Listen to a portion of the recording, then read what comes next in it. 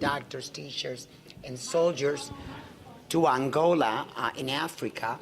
A lot of the first infections in Cuba were in heterosexual relationships. Now, in the last 10 years, is where the highest amount is concentrated in MSM population. But under the statistics that I have, and these are from May 8th of this year, 2012, there are 14,038 cases of HIV AIDS in Cuba. We have the lowest percentage of any island nation or any country in the Northern Hemisphere. We're in par with Finland and Singapore. Once again, maybe because of the aggressive way of attacking. The statistics right now I want to touch on this real quick. The statistics now are saying that in the last 5 or 6 years, we are reporting 1,000 new cases of HIV infections in Cuba. And 83% of those are in the MSM category. Even though there's still a problem in heterosexual couples. Cuba is not the Victorian country. We cannot dress scantily. We have a lot of flirtations, rum, and dancing. So it's very typical. For example, a Cuban truck driver had 9 female lovers beside his wife in a long stretch of Cuba, and thus far he infected, so far, 7 of them. So that is the problem that we are facing right now. Thank you. And for Haiti, the numbers are not that real for the simple reason there is no infrastructure to really measure. They do some type of surveillances, but it is really not that accurate.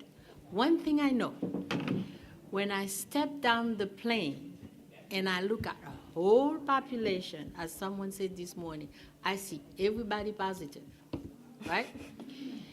After the earthquake, to me, the biggest problem there was, it was to locate, number one, those that probably were under treatment, and they were all over the place, because everything was destroyed in Port-au-Prince. Number two, they have all those tent cities all over the place, and you have all kinds of people under the tents, women, men, and everybody else. And what we're seeing now is a huge number of babies being born, and we don't know what it is, because there is a high incidence of younger girls having sex with older men under the tent, whether it's for money, whether they've been forced to do it. So the numbers are increasing, and there is no way to do any type of surveillance. Now, if you look at the whole island of Hispaniola, because you know they divided into Haiti and the Dominican Republic. The Dominican Republic does see a high increase or a high incidence of HIV/AIDS. Right at the border, I drove in 2010 at the border of the Dominican Republic and Haiti. You can see there are a lot of activities from USAID trying to curb down the spread of HIV/AIDS between the Dominican Republic and Haiti. These areas are high in HIV/AIDS.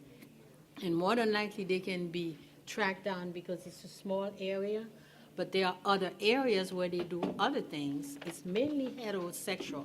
But right now, with the country being so global, everybody coming in, coming out, there are drug trafficking too going on. Who knows what's going on? So it's to say it's bigger than what the books are saying, and I don't know if they really have been able to tackle down where the numbers are. And when I go and see, when I walk, I see everybody being positive. And also, well, we probably will talk about TB later on, right? Okay. For Puerto Rico, the great majority of the infection today is IDU usage in women and men. One of the things that we see is that, of course, men who have sex with men have one of the highest percentages, but we have to put it in perspective because of IDU usage, When a man needs drugs, what does he do? He sells himself, and he sells himself not to a woman, because most women do not pay for sex, right? They sell themselves to another man. And women who are on IDU, of course, use their body to get money. So then we have a whole big cycle where you have men who have sex with men, then you have women who are having sex with men, unprotected also.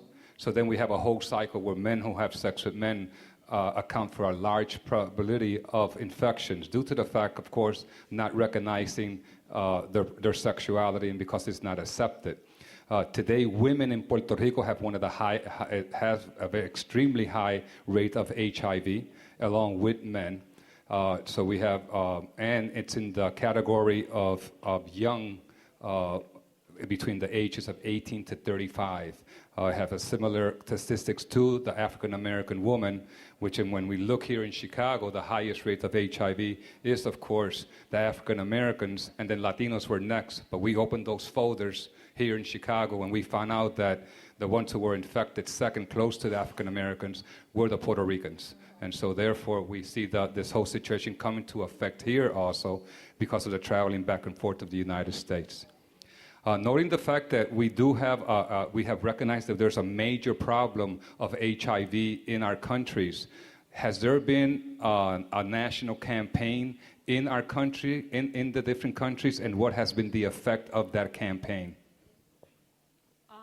In Haiti, I was there in last year, exactly a year ago. I do see some billboards where they do some type of advertising in terms of educating. But as a whole, it's really not that spread. There are some organizations, they have communication offices where the purpose is just to spread the information. They do have radio stations where in their own tongue, they talk about, to be careful, what to use. And it's the lack of education, that's one thing. Also the belief system on what it is you need to do when you're having sex with someone, whether it's with a male or whether it's a female or whether it's anybody else. Once again, I have to go back to 1983, when then Comandante Castro urged the head of the Ministerio de Salud, or the health department in Cuba, to do something to avoid an epidemic in Cuba. That was 2 years before any American president acknowledged even the word AIDS. Cuba began a very aggressive. Students in Cuba at the age of 12 years old are having in school mandatory graphic safe sex classes. In Cuba, small little restaurants, coffee shops, pizza parlors have to mandatory pass out condoms or have condoms available in their counters. There's over 55,117 volunteer health educators in Cuba that go to the different municipalities to help teaching about HIV and AIDS. It's one of the most aggressive national campaigns. It's been in effect, of course, it started in 83, but in 1990, for the first time, the homophobic government of Cuba did a turnaround and started a specific targeting MSM because of the Latino or machismo in Cuba.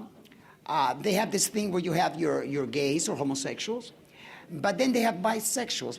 But the men that go with a gay man and they're the top or do the penetration, they're not gay. So, what? Yeah, they're not gay. That's what they consider that in the government in Cuba.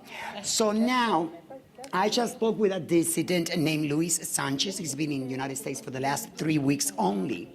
He says if one thing has come out good of the epidemic of HIV and AIDS is that the Cuban government and the Cuban people in the last 12 years have started to change their homophobic attitude and has started to realize that a country and its people is more than just one group or a part of its whole.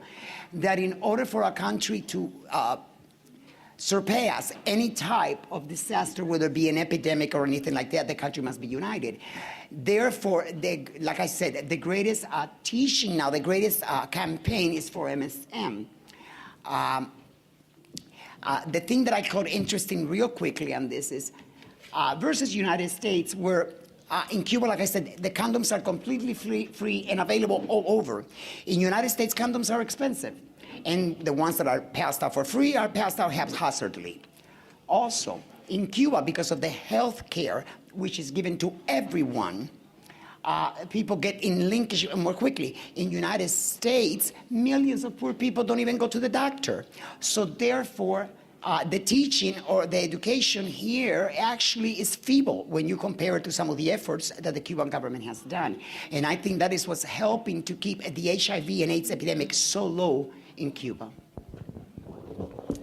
Okay, with us, I'll just start with, we have moved away from HIV and death to HIV and life.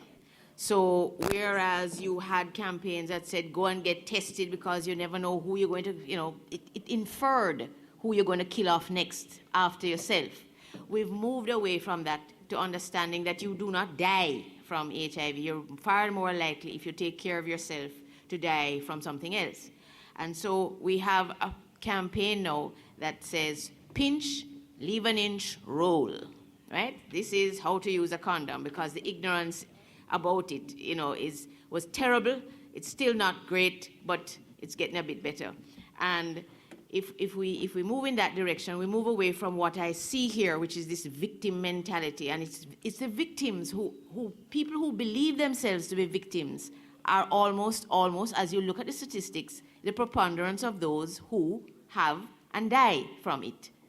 Anyway, so as we move along, we're trying to get into the schools, but the schools and the religion is giving us hell.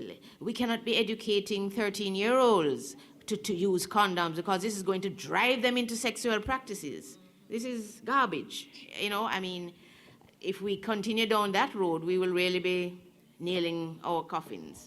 Then we have, why are we still fighting with the churches over this? The church is quietly doing its own bit, yes, but we have one very vocal, now we find out, homosexual Catholic priest who went out there with the anti-stigma campaign, and so we're moving across the board now. But to see everybody here, regardless of a religion and what they did, it's new to us. We just... In the U.S., you have a couple of parallel educational movements. You have the independent AIDS organizations that do their work within their own local communities. And many of them are also still funded by the government, so they have private and resources, but primarily government resources. So we depend a lot on the government to fund even independent organizations. We've seen a rise in ministries. I remember when